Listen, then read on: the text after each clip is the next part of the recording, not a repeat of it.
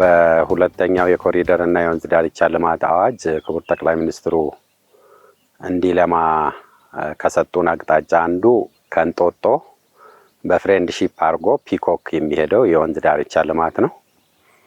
ይሄ አሳይመንት በክቡር ጠቅላይ ሚኒስትሩ እንደተሰጠን የወንዙን አጠቃላይ ነባራዊ ሁኔታ አሰስመንት ለፕላኒንግ የሚሆን ነው የሰራ ነው። ይሄን አሰስመንት በምንሰራበት ጊዜ ያረጋገጥ ነው ወንዞቹ የተፈጥሮ ማንነታቸውን አጥተው ወደ ፍሳሽ ቆሻሻ መውረጃ ቱቦነት ተቀይረዋል።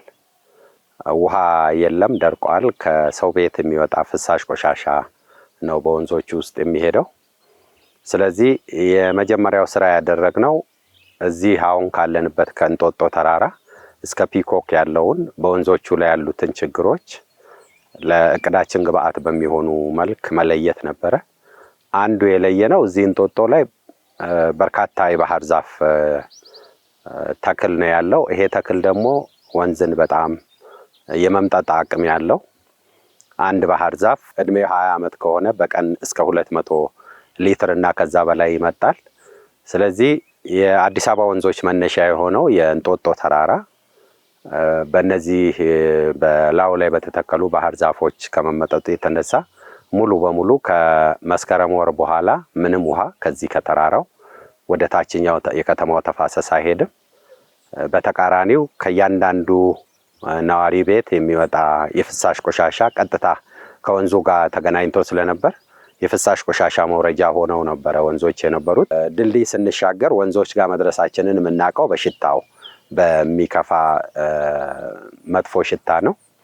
በዚህም የሞቱ እንስሳት የሚጣሉበት፣ ደረቅ ቆሻሻ የሚጣልበት፣ ሴቶች የሚደፈሩበት እና በአጠቃላይ አስጠሊ ገበና ሆኖ ሰዎች ወንዝ ዳርቻን እንደ ጠፍ ቦታና ለመኖር የማይመርጡት ቦታ በመሆኑ ብዙ ህገወጥ ነዋሪዎች የሚበዙበት፣ የሰረቁ እና ንብረት የቀሙ ሄደው የሚደበቁበት ቦታ የነበረ ነው። ስለዚህ ይሄን ከመሰረቱ ችግሩን ለመፍታት ልማቱን ከዚህ ተራራ መጀመር ነበረብን። ከተራራው ለመጀመር የመጀመሪያው ተራራ እንደ ስፖንጅ ነው የሚያገለግለው። ስፖንጅ ውሃ ይመጣል፣ ወደ ታችኛው ፓርት ነው የሚያስተላልፈው። ልክ ይሄ የእንጦጦ ተራራ ውሃውን ወደ ውስጥ አስምጦ ለታችኛው የወተር ቴብል ከተማ ውስጥ ውሃ ማግኘት እንድንችል፣ ወንዞቹም ውሃ ይዘው መውረድ እንዲችሉ ለማድረግ ተጎሳቁሎ የነበረውን ተራራ መልሶ እንዲለማ የማድረግ ስራ ነው የሰራ ነው ማለት ነው። 438 ሄክታር ሙሉውን ተራራ ውስጥ ነዋሪዎች ነበሩበት። እንዲሁም ዛፍ ለመቁረጥ ተሽከርካሪና ማሽነሪ አስገብተው ስለነበረ እሱ ተራራውን አራቁቶት፣ ባህር ዛፍ ያለበት ቦታ ደግሞ ከስሩ ምንም ስለማያበቅል አፈሩ እየተሸረሸረ ወንዞቹም ምንም አይነት ውሃ ሳይዙ በጋውን ሙሉ ደረቅ ሆነው የሚቆዩበት ነበር የነበረው። ስለዚህ ይሄንን የተፋሰስ ስራ በደንብ መስራት የሚችሉ እንዲሁም የተፋሰስ ስራው ሲሰራ ደግሞ አብሮ የባህር ዛፉን በተፈጥሮ እዚሁ የነበሩ አገር በቀል ዛፎች የመተካት ስራ እንደ እቅድ ተይዞ ስራ ጀመርን ማለት ነው። ስራውን ስንጀምር የቦረቦር ሐኪም ተብሎ የሚታወቁ ኮንሶዎችን ነው ከዚህ ከ600 ኪሎ ሜትር በላይ ሄደን ወደ አዲስ አበባ የጋበዝናቸው ማለት ነው። የኮንሶ አርሶ አደሮች በክትር ስራ፣ በእርከን ስራ፣ በትሬንች ቁፋሮ ወይም የዝናብ ውሃ ማቆሪያ ጉድጓዶች ቁፋሮ እና በጋቢዮን ስራ በጣም የተካኑ በዩኒስኮም ሬጂስተርድ የሆነ ዊዝደም በኢትዮጵያ ውስጥ ያለ ክህሎት ነው። እነዚህን የኮንሶ አርሶ አደሮች አምጥተን ተራራውን ከነሱ ጋር በመሆን እንዴት እንደሚሰራ ማቀድ ነው የተሞከረው። እንደምታየው ይሄ በሙሉ የታጠረው በአፈርና በድንጋይ ብቻ ነው። ምንም አይነት ሲሜንት አልተጠቀምንም። ይሄ የግሪን ሌጋሲን አላማ ይዛ ለምትሰራ ሀገር ትልቅ ትርጉም ያለው ነው። ኢንቫይሮንመንታሊ መልሶ ይሄ ተራራ እንዲድን ነው የሚያደርገው። ውበት አለው። ውሃ በዚህ ውስጥ ወደ ውስጥ እንዲሰምጥ ነው የሚያደርገው። እርከኑ ውሃ በፍጥነት እንዳይመጣም ቬሎሲቲውን ይቀንሳል። በዚህ በሳር ውስጥ ውሃ ወደ ውስጥ ሰምጦ የውሃው መጠን እንዲጨምርና ወንዙ ወደ ተፈጥሮ ማንነቱ እንዲመለስ ነው የሚያደርገው። የተጎዳ ቦታ ላይ ደግሞ የክትር ስራዎች ተሰርተዋል። በጣም ገሊ ኢሮዥን ወይም ከፍተኛ የመቦርበር አደጋ የደረሰበት ደግሞ የጋቢዮን ስራ እንዲሁ ተሰርተዋል ማለት ነው። የትሬንች ቁፋሮውም ውሃ በዛ ውስጥ ሰምጦ ወደ ታች የከተማውን የውሃ መጠን ጉድጓድም ቢቆፈር ከተማ ውስጥ ውሃ መውጣት የሚችለው እዚህ በሚገባው የውሃ መጠን ነው። ይሄ ተራራ የአባይ ተፋሰስና የአዋሽ ተፋሰስ መነሻ ቦታ ነው። ከዚህ ተራራ ወደዛ የሚፈስ የትኛውም ቦታ ወደ አባይ ነው የሚሄደው። ከዚህ ተራራ ጫፍ ወደዚህ የሚወድቅ ውሃ ደግሞ ወደ አዋሽ ተፋሰስ ነው የሚሄደው። ወደ ከተማችን የሚሄደው የአዋሽ ተፋሰስ ፓርቱ ነው ማለት ነው። ስለዚህ ተራራውን የባህር ዛፉን በተወሰነ በሀገር በቀል ዛፎች የመተካቱን በሂደት የምናደርገው ሆኖ ተራራው ላይ ጥናት አደረግን። ጥራት እንዳደረግን በእንደዚህ አይነት የ438 ሄክታሩን ይሄ ጥሩ ሾኬዝ ነው የምታዩት። አሁን ፊት ለፊቱ ቆመን ማወራው ያለሁት ቦታ የእርከን ስራ አለው። የክትር ስራ እንዲሁ አብሮ ተሰርቷል። ከፊት ለፊት ደግሞ ከፍተኛ የመቦርቦር አደጋ የደረሰባቸው ቦታዎች ላይ ጋቢዮን ተሰርቷል። ከቶፎ ድሬን ወይም የፍሳሽ ማስወገጃ ደግሞ የጎርፍ ውሃን ማስወገጃም እንዲሁ ከላይ በኩል ተሰርተዋል ማለት ነው። በአጠቃላይ ይሄንን ተራራ ወደ ኢኮኖሚያዊ ተጠቃሚነትን ሊያስገኝ በሚችል የቱሪስት መዳረሻ እንዲሆንና ለኑሮ ለከተማችን ምቹ ሆኖ የመዝናኛ ቦታ እንዲሆን ከዚህ በፊት የመጀመሪያው ክቡር ጠቅላይ ሚኒስትሩ በለውጡ ማግስት ያስመረቁት የመጀመሪያው የእንጦጦ ፓርክ ነው። እሱኑ በብዙ ደረጃ ከፍ የሚያደርግና ተጨማሪ የሚሆን ነዋሪዎቹን ከውስጥ አስወጥተን ተጨማሪ ልማትን ነው እዚህ ላይ አቅደን ይሰራ ነው ማለት ነው። ከዚህ በተቃራኒ በግራ በኩል በርካታ የፍራፍሬ ማምረቻ ቦታዎች አሉን። እንጦጦ ተራራን ስናጠና ሁለት በጣም መሰረታዊ ነገሮች ነው ያገኘነው። የመጀመሪያው ይሄ የባህር ዛፍ አሁን ባለበትም ለንብ ምርት መሆን እንደሚችል መለየት ችለናል። ከዛ ውጪ ለፍራፍሬ ምርት መሆን ይችላል። በተለይ እንጆሪ በአሁኑ ሰዓት እዚህ የተመረተ እንጆሪ ለሀገር ውስጥም ለውጭም ለኤክስፖርት ዝግጅት እያደረግን ያለንበት ነው። ትንሽ ቦታ ነው አሁን የተጀመረው። ከዛ በጣም በርካታ ምርት ማምረት ተችሏል። እንደ ጥሩ ሾኬዝም ወስደን ሰፊ ምርት በአዲስ አበባ ዙሪያ ባሉ ከአርሶ አደሮቹ ጋር በመቀናጀት ለመስራት ነው እያቀናን ያለ ነው ማለት ነው። በአጠቃላይ ይሄን ተራራ ወደ ነበረበት የተፈጥሮ ማንነቱ መመለስ ወንዝና ወንዝ ዳርቻ ላይ ለምናለማው ስራ በጣም መሰረታዊ ስለሆነ እሱ ላይ ያተኩረን ነው ትልቁን ስራ ይሰራ ነው ማለት ነው። በአጠቃላይ እንግዲህ በስድስት ዋና ዋና ክፍሎች ነው ይሄ የእንጦጦ ፍሬንድሺፕ ፒኮክ የወንዝ ዳርቻ የተከፈለው። ዛሬ የተመረቀው የመጀመሪያው ሴግመንት ነው እስከ ቀጨኔ ድረስ ያለው። ይሄኛው ሴግመንት የተፈጥሮን ወደ ነበረበት የመመለስን ዓላማ የያዘ ነው። በውስጡ ላይ በርካታ ሬስቶራንቶች፣ ሱቆች፣ የፍራፍሬ ማምረቻ ቦታዎች፣ የአትክልት ማምረቻ ቦታዎች፣ የአበባ ጋርደኖች፣ እንደዚህ አይነት የእርከን ስራዎች በርካታ አሉ እንደምታዩት። እንዲሁም ባህር ዛፍን በተወሰነ ደረጃ በኢንዲጂነስ ወይም ሀገር በቀል ዛፎች የመተካት ስራ እንዲሁ ሰርተናል። ውስጡ ላይ በርካታ የህፃናት መጫወቻዎች፣ የእግረኛ መንገድ፣ ሃይኪንግ መንገዶች በተለይ ተራራው ላይ ከዚህ ከተራራው ከፍ ብለን ወደ ምንጩ የምንሄድበት የሃይኪንግ መንገድ አለ። ሁለቱንም መንገድ ተከትሎ በርካታ የሃይኪንግ መንገዶች እዚህ ውስጥ መጥቶ ሯጮችም እንዲሁም ሌላ ማንኛውም የከተማችን ነዋሪ ወይም ቱሪስት መጥቶ ሃይክ የሚያደርግበት መንገድ አለው። የሳይክል መንገድ ከዚህ እስከ ፒኮክ ድረስ ይዘልቃል። በአጠቃላይ ወደ 1038 ሄክታር ነው። እንግዲህ ይሄ አንድ መለስተኛ ከተማ የመገንባት ያህል ነው ማለት ይቻላል። ዛሬ ያየነው ግን አንደኛውን ሴግመንት ብቻ ነው ዛሬ የተመረቀው። በቀጣይ ሁሉም በመጠናቀቅ ላይ ናቸው። ወደ 98% አካባቢ ነው አሁን አፈጻጸሙ ያለው እስከ ፒኮክ ያለው ማለት ነው። የእግረኛ መንገድ በስፋት አለው። በርካታ ድልድዮች እዚህ ላይ ተሰርተዋል። የእግረኛ ድልድይ፣ የሳይክል መሻገሪያ ድልድዮች እንዲሁ የተሽከርካሪ ድልድዮች ተሰርተዋል። በተለይ እዚህ ጉለሌ ክፍለ ከተማ አሁን ካለንበት ቦታ ጀምሮ ወደ ታች የኮኔክቲቪቲ ኢሹ እርስ በርስ በማዶና በወዲህ ያሉ ዜጎች የመገናኘት ጥያቄ ነበር።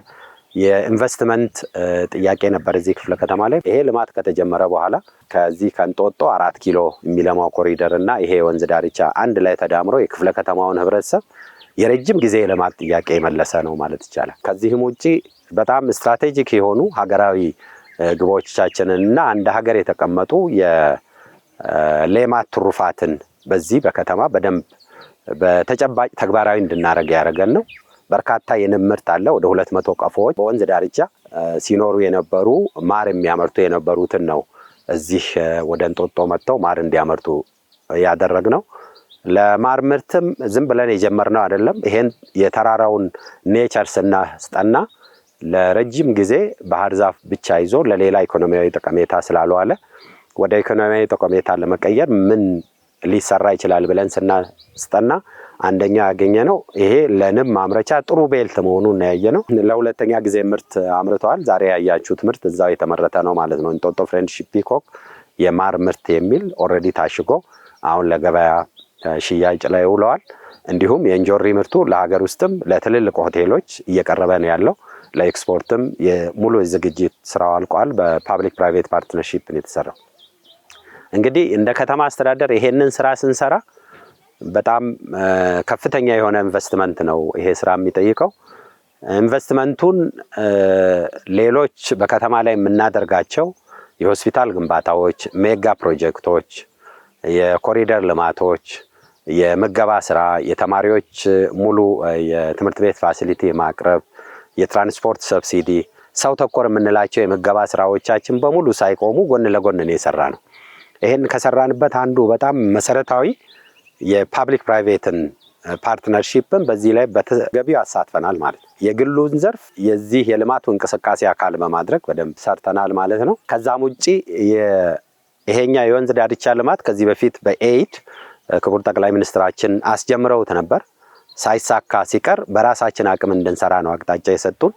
እኛ ይሄንን ስንሰራ ከዚህ በፊት በኤይድ ተጀምሮ ከነበረው ስኬል በብዙ አሳድገን አልቀን አሳምረን ስፋቱን እስከ 1 ኪሎ ሜትር የሚደርስ ከወንዝ ዳርቻ በሚርቅ በጣም ሰፊ የሆነና ኢኮኖሚያዊ ፋይዳ በሚያስገኝ ዘላቂ ማህበራዊ ኢኮኖሚያዊና ከባቢያዊ ኢንቫይሮንመንታል ኢምፓክት በሚያመጣ ደረጃ ነው ያለማ ነው። በዚህ ላይ የአዲስ አበባ ባለሀብቶች በስድስቱም ሴግመንቶች ነው መገልጽ ያለሁት። ይሄን ወደ 4 ቢሊዮን የሚጠጋ በቀጥታ ለዚህ ለወንዝ ዳርቻ ልማት ሰፖርት አድርጓል ማለት ነው። ይሄ የሚያሳየን እኛ አቅም አለን፣ ኢትዮጵያ አቅም አላት፣ ከተማችን አቅም አላት። የኛ ባለሀብቶች በፈጠሩት አቅም ከከተማው ልማት ጋር ጎን እየቆሙ ነው ያሉት። አንዳንዶች በቢሊዮን ነው ኢንቨስት ያደረጉት። ሁሉም ደግሞ በአጠገባቸው ያለውን በማልማት ተባብረዋል። ስለዚህ የመንግስትና የግል አጋርነትን እንዲሁም የግለሰብን ተሳትፎ አካተን ነው ይሄንን ማሲቭ የሆነ ከተማ የሚያክል 1038 ሄክታር አጠቃላዩን ነው ማነሳው ዛሬ የተመረቀው። ከዛ ውስጥ 590 አካባቢ ሄክታሩ ነው የተመረቀው። ወደ 9.6 ኪሎ ሜትሩ ዛሬ ተመርቋል ማለት ነው። ለአብነት ያህል 7 ማጣሪያዎች አሉን በዚህ በወንዝ ዳርቻ ላይ የሚሰራው በቀን ወደ 70,000 ሜትር ኪዩብ ውሃ ማጣራት የሚችሉ የሲቪል ስራቸው በአብዛኛው አልቆ በአሁኑ ሰዓት ማሽን ለማስገባት ዝግጅት እያደረግን ያለንበት የወንዙን ሽታ በዘላቂነት አስቀርቶ ውሃውንም ለሌላ ጥቅም እንድናውል የሚያደርግ ልማት ነው። በአጠቃላይ ይሄ ልማት በተለይ ለጉለሌ ክፍለ ከተማ አጠቃላይ የክፍለ ከተማውን ተወዳዳሪነት በከፍተኛ ሁኔታ ያሳደገ፣ ለነዋሪዎች ምቹ የሆነ፣ ለቱሪስቶች መዳረሻ እንዲሆን ያደረገ፣ በዚህም ኢኮኖሚያዊ ፋይዳን ያስገኘ፣ በርካታ ዜጎች የስራ ዕድል የፈጠረላቸው፣ በጥቅል በስድስቱ ሴግመንቶች ላይ ከ26500 በላይ ዜጎች በስራው በሚሰራበት ጊዜ የስራ ዕድል ተፈጥሮላቸዋል።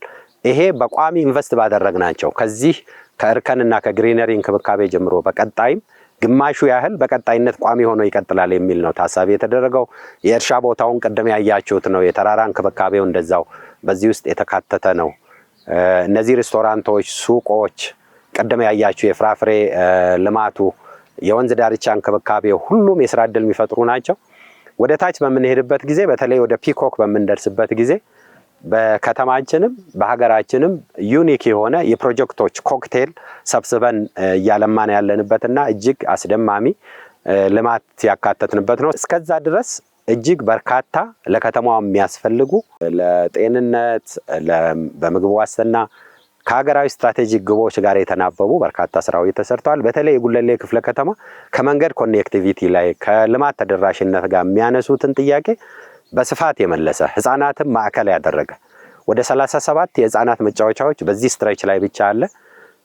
ይሄ ማለት ለህፃናት ነገ አዲስ አበባ ምርጧ የህፃናት ለማደግ ተመራጯ ከተማ ብላ ክብርት ከንቲባ በያዘችው ቪዥን ውስጥ የተካተተ ነው ማለት ነው። በአጠቃላይ በዚህ ልማት ላይ በርካታ አካላት ተሳትፈዋል። ከዚህ ስፍራ ላይ የተነሱ የልማት ተነሺዎች ፍቃደኛ ሆነው በእርግጥ የተሻለ ህይወት ገጥሟቸዋል። መብራት ካልነበረበት፣ ምቹ ሁኔታ ያልነበረበት፣ ለፍለድ ተጋላጭ ከሆኑበት፣ የፍሳሽ መስመር ባሌለው ሁኔታ ሲኖሩ ነበረ። አብዛኞቹ ሌጋል ሴትለሮች ነበሩ። እነዚህን ጭምር አንስተን በከተማ ቦታ ሪሎኬት አድርጎ ተሰጥቷቸው ህይወታቸው እንዲቀየር አስችሏል። ከነሱ ጨምሮ በርካታ አካላት ተባብረዋል። በርካታ ሰዎች በቀጥታ የቤተክርስቲያን ሰዎች ድጋፍ አድርጓል። በዚህ ፕሮጀክት ላይ ቦታቸውን በማንሳትና ሪሎኬት በማድረግ እድሳት በማድረግ ሁሉም የመስጊድ፣ የቤተክርስቲያን፣ የሱቅ መኖሪያ ቤቶችን ወደ ሱቅ በመቀየር ሁሉም ተባብረዋል። የወንዝ ዳርቻ ልማት ከሌሎቹ የተለየ ባህሪ የሚያደርገው በተለይ እኛ ልማቱን በጀመርንበት ጊዜ ወንዙን ተጠግቶ ለማልማት የሚያስችል አጠቃላይ ሲናሪዮ አልነበረም።